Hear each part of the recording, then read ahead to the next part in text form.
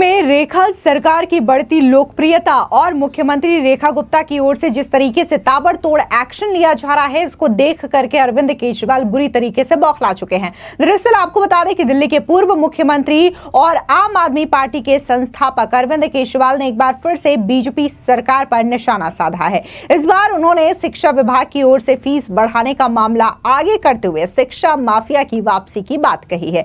दरअसल आपको बता दें कि केजरीवाल ने 4 अप्रैल को अपने सोशल मीडिया साइट एक्स पर एक अखबार की कटिंग शेयर की है, जिसमें दिल्ली में प्राइवेट स्कूल्स पर फीस बढ़ाने को लेकर के अभिभावक के शिक्षा मंत्रालय जाने की खबर थी। इस पोस्ट के साथ ही अरविंद केजरीवाल ने लिखा कि 10 साल में हमने दिल्ली के प्राइवेट स्कूल को अनाप शनाप फीस नहीं बढ़ाने दी, शिक्षा माफिया का खात्मा किया। यानी कि बीजेपी सरकार बनने के 1 महीने में ही शिक्षा माफिया फिर से वापस आ गया है।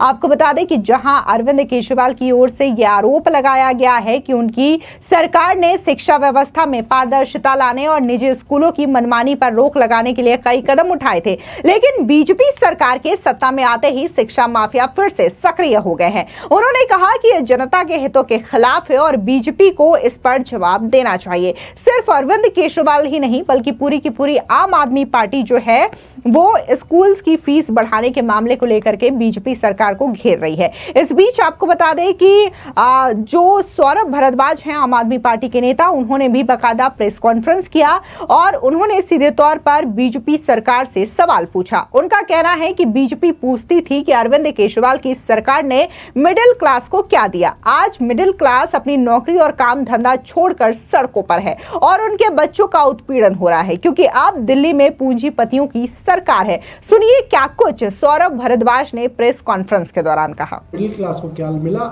ये सवाल भारतीय जनता पार्टी हमसे नहीं पूछती थी, जाके लोगों के बीच में रखती थी। जब से भारतीय जनता पार्टी की सरकार बनी है 24 घंटे बिजली तो बंद हो ही गई है, वो तो मिडिल क्लास के लिए ही था। दूसरा बड़ा प्रहार मिडिल क्लास पर 1 अप्रैल से पड़ा है, जब 1 अप्रैल से नया सेशन प्राइवेट स्कूलों में शुरू हुआ है। तकरीबन सभी स्कूलों ने, प्राइवेट स्कूलों ने स्कूल की फीस बढ़ा दी है। किसी ने 20% बढ़ा दी है, किसी ने 40% बढ़ा दी है, किसी ने 65% बढ़ा दी है और कुछ स्कूल तो ऐसे हैं जिन्होंने 82% स्कूल की फीस बढ़ा दी है। आज अखबार के अंदर मैंने पढ़ा, एक बहुत नामी स्कूल है, उसकी द्वारका की, वसंत कुंज की और रोहिणी की ब्रांच, डीपीएस स्कूल की 3 ब्रांचों के अंदर फीस बढ़ाने के बाद बच्चों को एक तरह से कहा जा सकता है हैरेस किया जा रहा है। आप सोचिए 7वीं क्लास का छोटा बच्चा, 10वीं क्लास का छोटा बच्चा पहले दिन स्कूल जाता है प्रेयर में, और प्रेयर में कुछ बच्चों को रोक लिया जाता है ग्राउंड पे ही कि आप क्लास में नहीं जाएंगे। पूरी की पूरी क्लास के बच्चे अपनी कक्षा में चले गए, बच्चे पढ़ रहे हैं। उन बच्चों को, जिन बच्चों के माता पिता ने बढ़ी हुई फीस नहीं दी है, पुरानी फीस दी है, बढ़ी हुई नहीं दी है, उन बच्चों को लाइब्रेरी में बिठा दिया जाता है पूरे दिन। बाकी सब बच्चे क्लास में पढ़ रहे हैं, उन माँ बाप के बच्चे जिन्होंने बढ़ी हुई फीस नहीं दी है, उनके बच्चे लाइब्रेरी में बैठे हुए हैं। लाइब्रेरी से अगर टॉयलेट भी जाना है बच्चे को, तो पहरे में अटेंडेंट के साथ टॉयलेट ले जाया जा रहा है और टॉयलेट से वापस लाया जा रहा है, कहीं बच्चा अपनी क्लास में जाके पढ़ाई ना कर ले। आप सोच सकते हैं, आप कल्पना कर सकते हैं। और ये मिडिल क्लास नहीं है दोस्तों, ये अपर मिडिल क्लास है। वसंत डीपीएस स्कूल के अंदर पढ़ने वाले बच्चे मिडिल क्लास नहीं, अपर मिडिल क्लास के बच्चे हैं। ग्रेटर कैलाश, वसंत कुंज, साउथ एक्स, जोरबाग, इस जगह के रहने वाले बच्चे हैं। और उन बच्चों को इस तरह से हैरेस किया जा रहा है।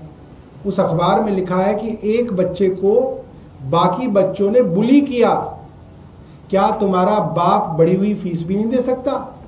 अब आप सोचिए, ये हालत आज हमारे दिल्ली में, राजधानी में बच्चों की हो रही है। तमाम तरीके की खबरें अखबारों के अंदर छपी हैं। उसके अंदर जो मुख्य खबरें मैं आपको बताऊं, सालवान public school Mayur Vihar phase 3 के अंदर इसने कहा है कि ये 82% फीस बढ़ाएगा। 57% बढ़ा दी है, कह रहा है 25% और बढ़ाएगा। 82% फीस। जिन्होंने बढ़ी हुई फीस नहीं दी है उनके रिजल्ट रोक लिए गए हैं। माँ बाप धरना प्रदर्शन कर रहे हैं, सरकार सुनने के लिए तैयार नहीं है।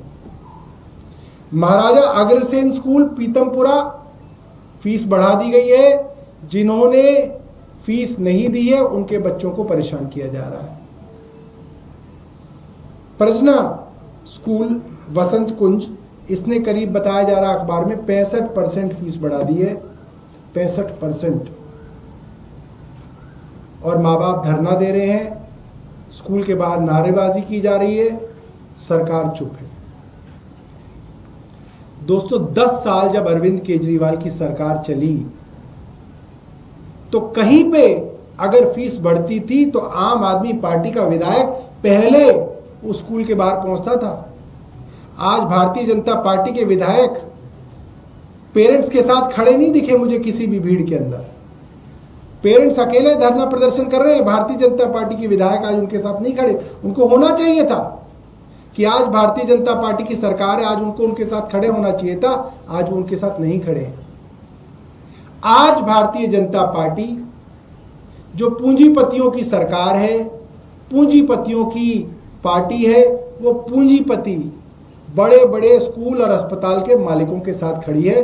और जो हमारी मिडिल क्लास है वो दफ्तरों से, काम धंधे से छुट्टी लेके स्कूलों के बाहर सड़कों पे खड़े हैं और सरकार उनकी मदद के लिए आ नहीं रही है। एक अरविंद केजरीवाल की सरकार थी जो स्कूल अगर मनमानी करता था तो उसका रजिस्ट्रेशन कैंसिल करने का नोटिस निकालती थी।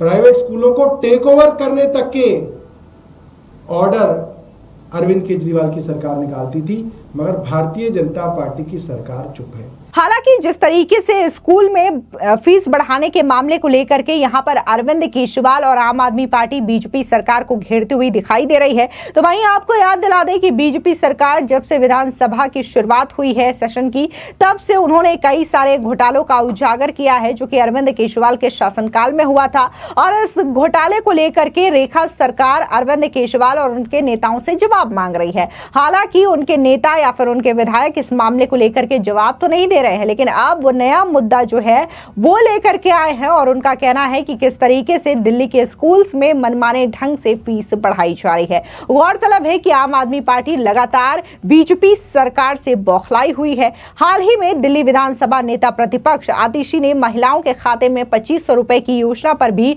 सरकार से सवाल किए थे। इसके अलावा दिल्ली बीजेपी के पहले बजट को लेकर के भी आम आदमी पार्टी ने सवाल उठाए हैं। आतिशी ने यह भी दावा किया था कि दिल्ली बीजेपी का इस साल का बजट 1 लाख करोड़ रुपए है, लेकिन वित्त विभाग के मुताबिक अप्रैल में सिर्फ 5% यानी कि लगभग 60,000 करोड़ रुपए ही खर्च होंगे। बता दें कि केजरीवाल के इस ताजा हमले से साफ है कि वो शिक्षा जैसे अहम मुद्दों पर बीजेपी सरकार को घेरने की पूरी तैयारी में है। अब देखना यह होगा कि बीजेपी इस पर क्या प्रतिक्रिया देती है। फिलहाल बीजेपी की ओर से इस मामले को लेकर के कोई प्रतिक्रिया तो सामने नहीं आई है, लेकिन जिस तरीके से जो विधानसभा का सेशन चल रहा था इसमें लगातार सीएजी की रिपोर्ट टेबल की गई है, फिर चाहे वो शराब नीति से जुड़ा कैग रिपोर्ट हो या फिर हेल्थ सेक्टर से जुड़ा, और इसके अलावा डीटीसी और उसके बाद पर्यावरण संबंधी सीएजी की रिपोर्ट जो है मुख्यमंत्री रेखा गुप्ता की ओर से पेश की गई है। अब इन तमाम जो सीएजी की रिपोर्ट्स पेश की जा रही है उसमें एक एक करके करोड़ों हजारों रुपए के जो घोटाले हैं वो केजरीवाल सरकार के ओपन हो रहे हैं और इसको लेकर के सीधे तौर पर सवाल किया जा रहा है।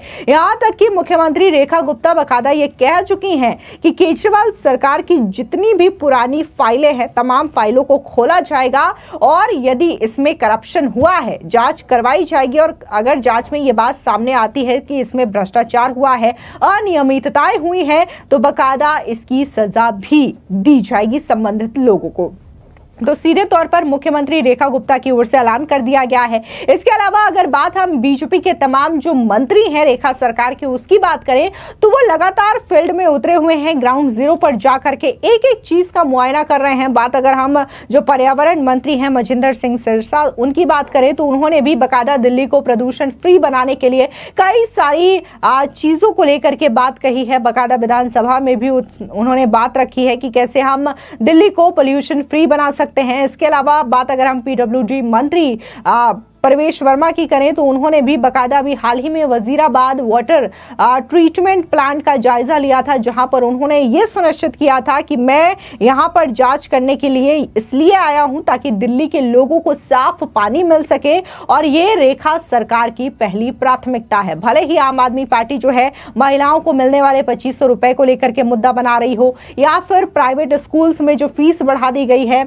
इसका मुद्दा उठा रहे हो, या फिर जिस तरीके से उन्होंने पावर कट को लेकर के मुद्दा बना रखा है, तो वहीं दूसरी ओर कहा यह जा रहा है कि जिस तरीके से रेखा सरकार ताबड़तोड़ एक्शन ले रही है, इससे आम आदमी पार्टी पूरी तरीके से डरी हुई है, बौखलाई हुई है। कहीं ये जो जांच की आंच है वो आम आदमी पार्टी और अरविंद केजरीवाल तक ना पहुंच जाए, सिर्फ और सिर्फ इसी घबराहट और बौखलाहट की वजह से वो बीजेपी की रेखा सरकार को घेर रहे हैं। फिलहाल इस पूरी खबर पर आपकी क्या राय है, कमेंट सेक्शन में जरूर बताएं। धन्यवाद।